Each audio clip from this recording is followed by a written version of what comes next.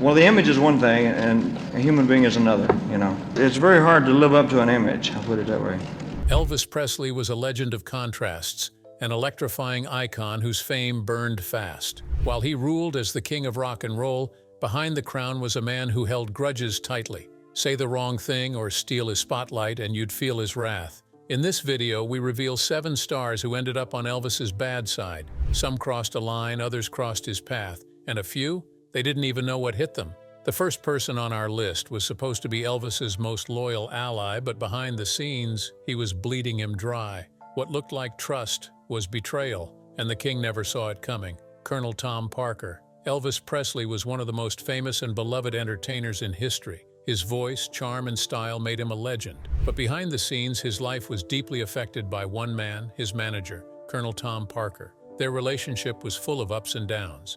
At first, Parker helped make Elvis a huge star, but later, Elvis felt used, controlled, and trapped. What began as a successful business partnership became a painful and bitter feud. Colonel Tom Parker was not a real colonel. He was actually born as Andreas Cornelis van Kuijk in the Netherlands. He moved to America without legal papers and lived as an undocumented immigrant. Parker worked in carnivals and learned how to attract crowds and make money. He became very good at promoting selling ideas, shows, and people to the public. Later, Parker started working with country music stars like Eddie Arnold and Hank Snow. It was Hank Snow who introduced Parker to a young singer from Memphis, Elvis Presley. Parker saw something special in Elvis. He realized that this young man could be more than just a singer. Elvis could be a superstar. With Parker's help, Elvis's career took off like a rocket. Parker got Elvis signed to a big record label, booked TV shows, and set up a lot of concerts.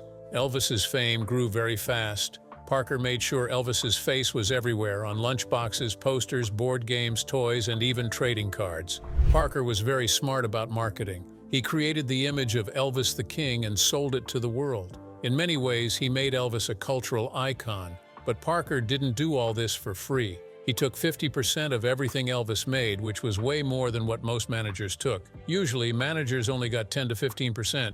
Even in those days, many people thought Parker's cut was unfair. As time went on, Elvis started to notice problems with his money. He worked hard and made millions, but a lot of it disappeared quickly. Parker was not open about where the money went. In fact, he sold Elvis's songs and publishing rights for deals that made Parker richer, not Elvis.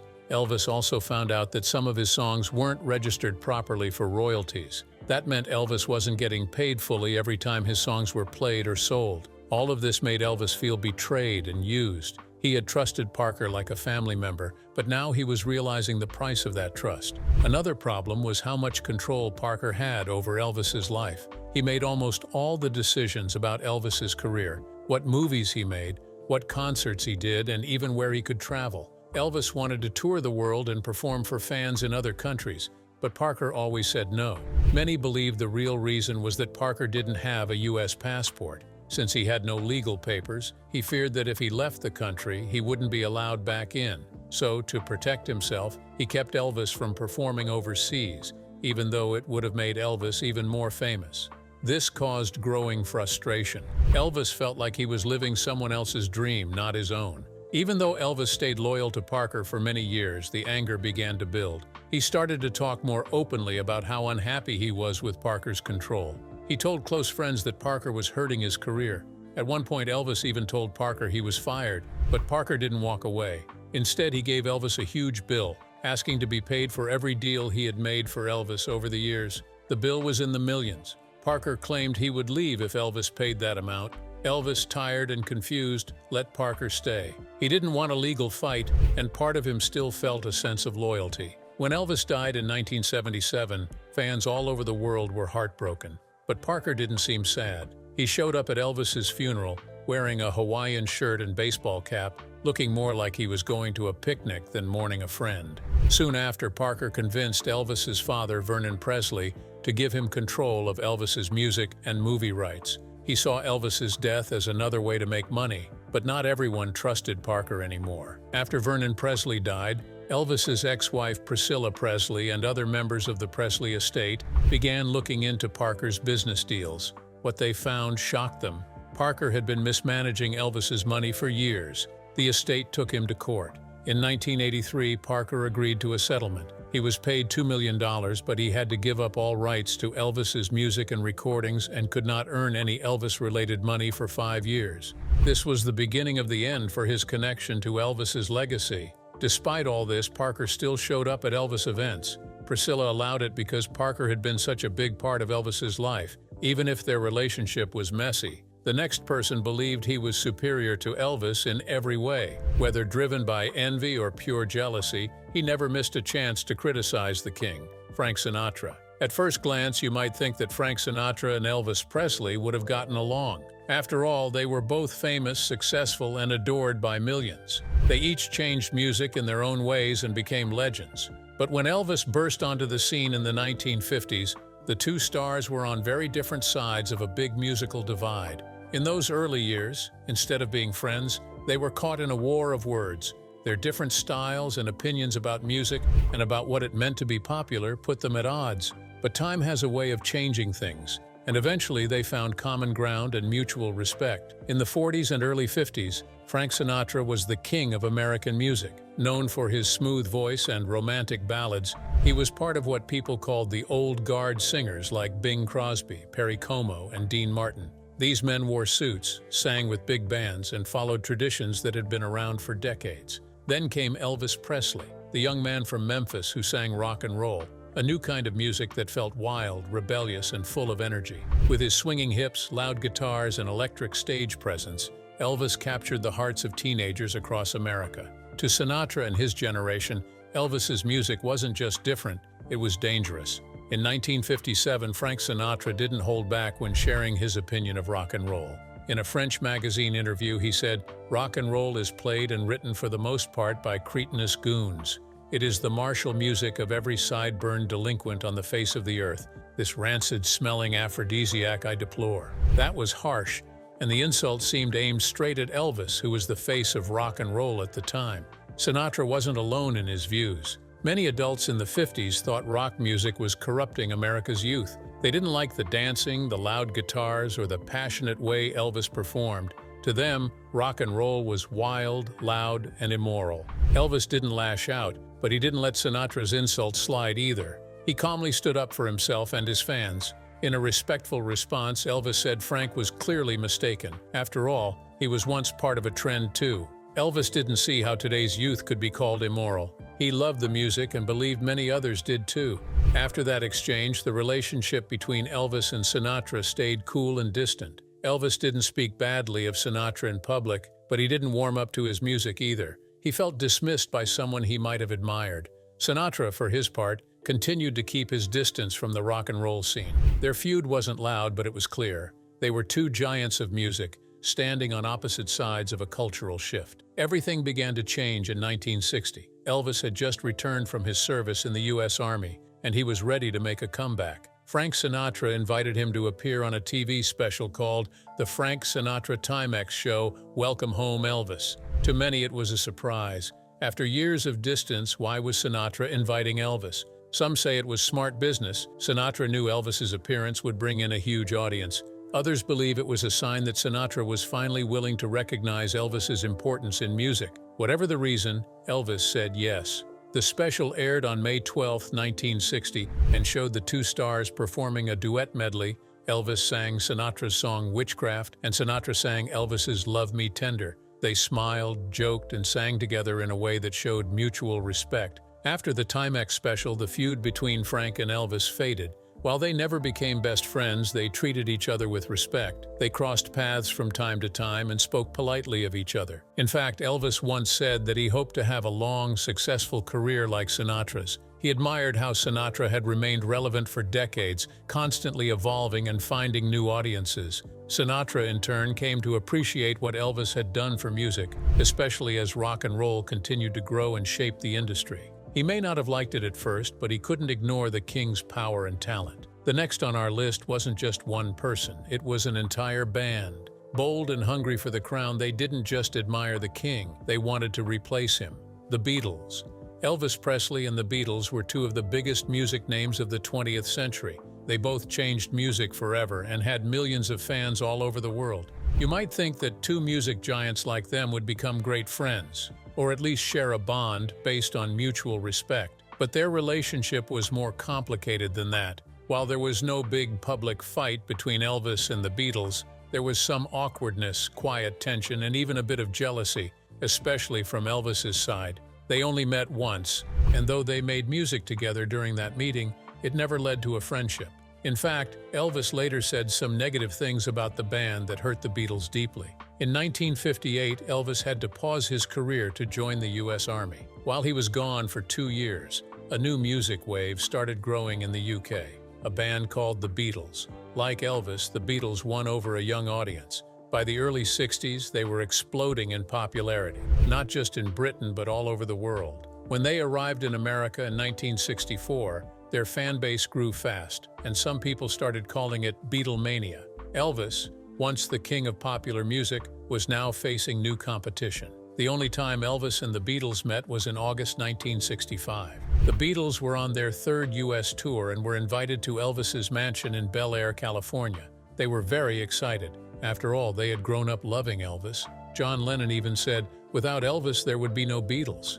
But when they arrived, things didn't go the way they expected. Elvis reportedly seemed distant and cold. He sat watching TV while the Beatles awkwardly looked around. There was small talk, but not much warmth. At one point, the room got quiet and uncomfortable. Elvis finally joked, "If you guys are just going to sit there and stare at me, I'm going to bed." Then, something changed. Elvis picked up a guitar. That broke the ice. The Beatles joined in, and the awkward silence turned into a fun jam session. They played music together, laughed, and finally connected in the way they both understood best, through music. Unfortunately, no photos or recordings were made during this special night, but those who were there said it was unforgettable. Even though the meeting ended well, Elvis still felt uneasy about the Beatles. Their success was massive, and it came during a time when Elvis's own career wasn't at its best. He was stuck in a string of forgettable movies, many of which he didn't enjoy making. He also felt like he wasn't in control of his own music or image. Seeing the Beatles take the spotlight may have hurt Elvis's pride. Some people believe he saw them as a threat to his throne as the king of rock and roll. On the other hand, the Beatles still admired Elvis. They never said a bad word about him. Even after their careers took off, they spoke kindly about the man who had inspired them. In 1970, Elvis met with U.S. President Richard Nixon at the White House. During their meeting, Elvis told Nixon that the Beatles were anti-American. He said they made money in the U.S. but then criticized the country. He also claimed they had a bad influence on American youth. Some people think Elvis said this to impress Nixon and get closer to the government. At the time, Elvis wanted to help fight substance use and was seeking a federal narcotics badge. Others believe he truly felt that the Beatles were a negative force on the culture. A year later, during a visit to the FBI headquarters, Elvis repeated those same complaints about the band. He even blamed them for promoting substance use, even though Elvis himself struggled with prescription pills addiction, which would eventually lead to his death. When the Nixon-Elvis meeting was made public many years later, the members of the Beatles were shocked. According to the Beatles anthology, Paul McCartney said he felt a bit betrayed. Ringo Starr also said he was sad to hear what Elvis had said about them. It was especially hard for them to hear those words because they had looked up to Elvis for so long. They had never spoken badly about him, and in their eyes, he was a hero. Despite all this, Elvis still covered some of the Beatles' songs in the 1970s. He sang songs like Something, written by George Harrison, and Hey Jude by Paul McCartney. This showed that even if he had personal or political issues with them, he respected their talent. Elvis Presley and the Beatles never became close friends. Their relationship had moments of respect, but also periods of quiet tension, jealousy, and misunderstanding.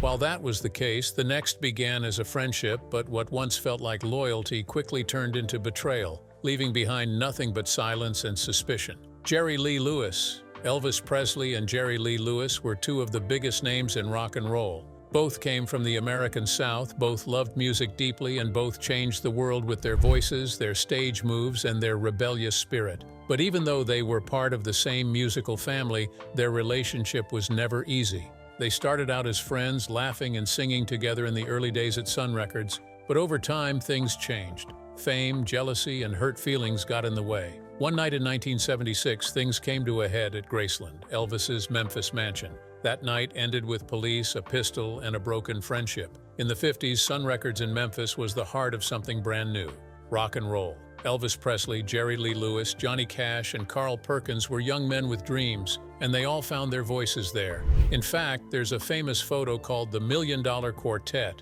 which shows all four of them sitting around a piano at Sun Records. They laughed, joked, and played music like they were brothers. Elvis and Jerry Lee were different in style. Elvis had charm and smooth moves, while Jerry Lee had wild hair, flying fingers on the piano, and fire in his voice. But they respected each other. For a time, they were on the same team, but by the late 50s, things began to change. Elvis became the king of rock and roll. He had hit after hit, starred in movies, and became a global star. Jerry Lee Lewis was famous too, with songs like Great Balls of Fire and Whole Lotta Shakin' Goin' On, but he never reached Elvis's level of success. Then came the scandal that nearly destroyed Jerry Lee's career. In 1958, Jerry Lee arrived in the UK for a tour, and he brought someone with him, his 13-year-old cousin and wife, Myra Gale Brown. When reporters found out about the marriage, the backlash was huge. People were shocked. Radio stations banned his music. His tour was canceled. Almost overnight, Jerry Lee's career fell apart. Elvis, meanwhile, had just gone into the army,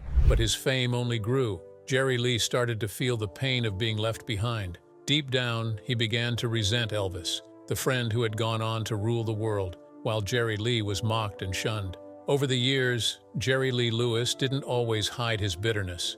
He would sometimes make rude jokes about Elvis's fame or his lifestyle. He felt that Elvis was too polished, too protected by managers and bodyguards. Jerry Lee was the wild one, the one who didn't play by the rules, and that gave him a kind of pride. But it also meant he felt alone.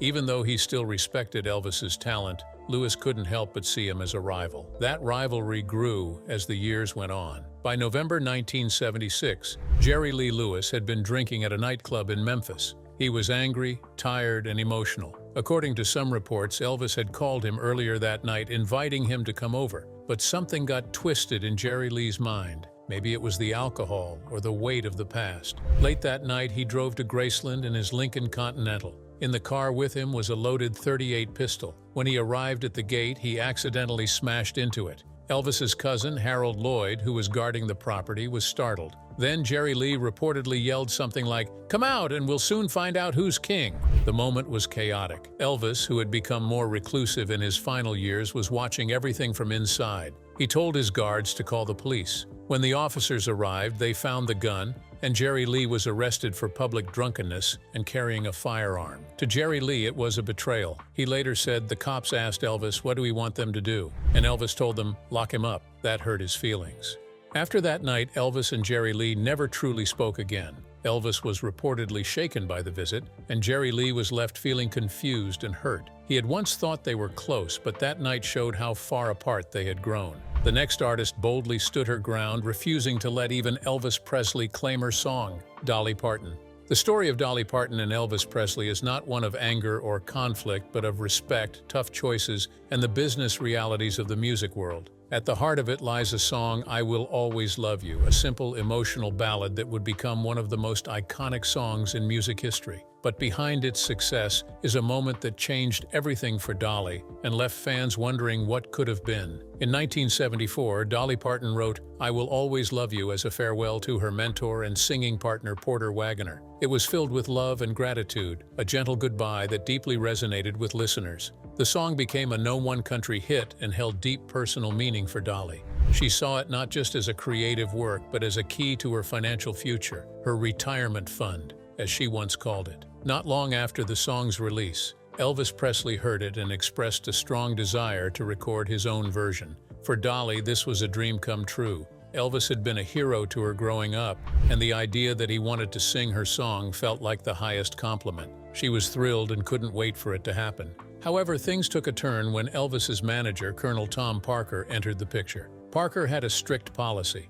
Elvis would only record songs if he was given full or partial ownership of the publishing rights. For Dolly, giving up half of the song's rights meant losing control over her most valuable piece of work and sacrificing future earnings tied to it. With a heavy heart, Dolly said no. The decision devastated her. She later shared that she cried all night, not out of anger, but from the sadness of turning down such a big opportunity and losing a moment with someone she deeply admired. Yet she stood firm in her belief that it was the right decision. Dolly never blamed Elvis. She made it clear that her disappointment was with the business side of things, not the man himself. Still, after her refusal, Elvis never recorded the song, and their potential collaboration faded away. Their connection quietly ended without any harsh words, just a mutual silence and a missed moment in music history. Years later, the song got a second life when Whitney Houston recorded it for The Bodyguard. Her version became one of the best-selling singles of all time and introduced the song to a global audience. Because Dolly had held onto her rights, she benefited greatly from the success financially and personally. To this day, Dolly reflects on that fateful decision with a heart full of gratitude, but not without a whisper of wonder, imagining what Elvis's voice might have brought to her beloved song. Yet her choice came at a price. Elvis, wounded by the rejection, grew cold toward her, his disappointment hardening into something close to disdain. Though she stood firm in her conviction, the sting of his disapproval never truly faded. Mel Torme and Robert Goulet. Elvis Presley was admired worldwide for his powerful voice, stage presence, and emotional depth. He didn't just sing, he poured his heart into every note, making fans feel the joy, sorrow, and truth behind his music. For Elvis, singing was about more than vocal skill. It was about soul and genuine feeling. That's why he had strong opinions about other singers, especially those he believed sang with technical perfection, but without emotional depth. Two performers Elvis especially disliked were Mel Torme and Robert Goulet. According to his ex-wife Priscilla Presley, Elvis couldn't stand watching them because, in his view, they sang without feeling. Their performances frustrated him so much that he reportedly shot his television whenever they appeared. Priscilla even recalled that they were responsible for 2 television sets being blown away. Mel Torme, known as the Velvet Fog, was a smooth, skilled jazz and pop singer. Robert Goulet was famous for his deep, rich voice and polished performances on television. While many admired their talents, Elvis saw them as the opposite of what music should be, technically perfect but emotionally flat. He valued singers who told a story and sang with sincerity. Elvis's reactions weren't limited to simple criticism. When frustrated, he was known to grab a gun, often a .357 Magnum, and shoot his TV. These dramatic acts became legendary among those close to him. His staff reportedly kept spare TVs on hand, expecting more outbursts. While these moments seemed extreme, they reflected his deep passion for authentic music and his fiery, unpredictable personality. Some have speculated that Elvis's anger toward Robert Goulet may have had personal roots, possibly involving romantic rivals, but no firm evidence supports this. Goulet even called Elvis a personal friend, suggesting any anger was likely one-sided or exaggerated by emotion. Interestingly, Elvis also reacted strongly to Mel Torme. He disagreed with aspects of his musical style. If Elvis didn't feel a real emotional connection to a singer's performance, it clearly bothered him deeply. Today, one of the shot-up TVs is on display at Graceland, serving as a symbol of Elvis's intense emotions and larger-than-life personality. While this is dramatic, it reminds us of just how seriously Elvis took music. For him, a song wasn't just a performance, it was a feeling, a truth, and something worth defending with passion, no matter how explosive. The Imitators. Elvis Presley became a global icon with his unique voice, flashy outfits, and electrifying performances. But as his fame grew, people began impersonating him. Some were fans, others sought attention, and a few just wanted to have fun. But to Elvis, this growing trend of impersonators wasn't always flattering.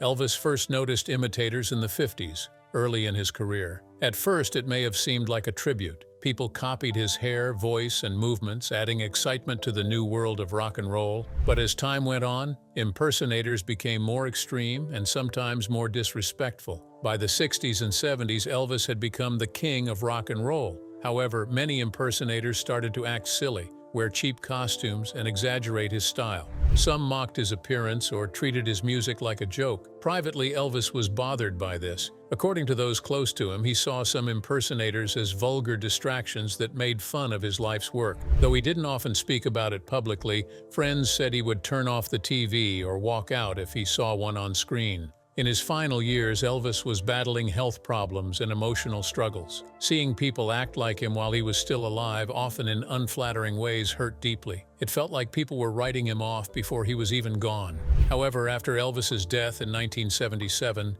impersonators multiplied. At first, many thought it was tasteless, but over time, the impersonators evolved. They became known as Elvis tribute artists, people who loved Elvis and wanted to honor his legacy through performance. If you enjoyed this video, like and subscribe, and also click the next video shown on your screen.